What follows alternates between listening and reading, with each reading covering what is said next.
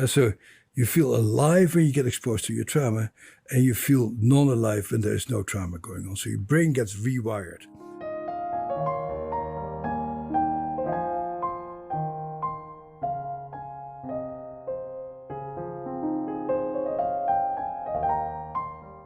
When you are healed, you're here and not there.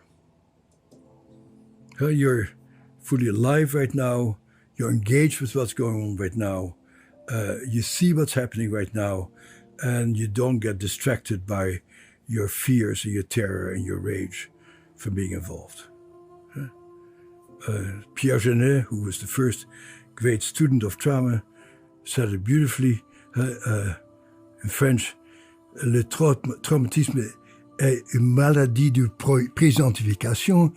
Being traumatized is an illness of not feeling fully alive in the present. And cure is feeling fully alive right now. And Ruth's lab has done a series of very important studies about the default mode network.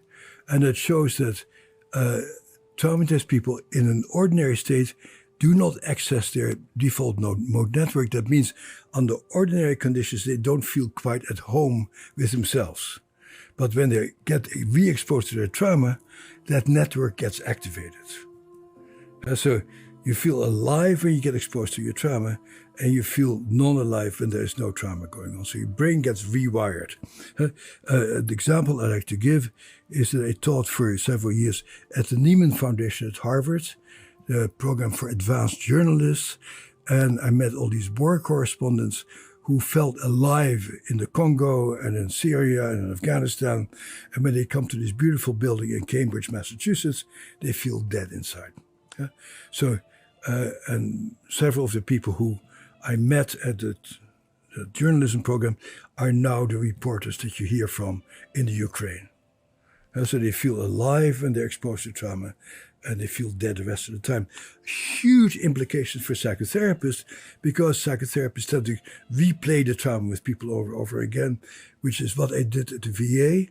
It's a terrible thing to do because it makes the trauma more and more alive and makes everything else less and less relevant.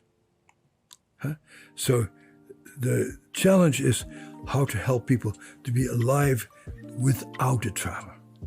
We do it by helping people to engage in rhythmical, physical activities that help to make connections with people right now.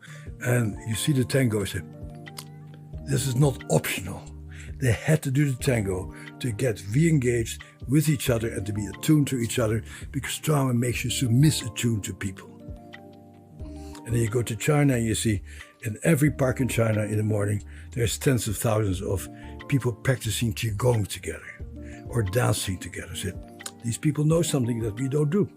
They know how to help people to feel physically in sync with each other and in tune with each other.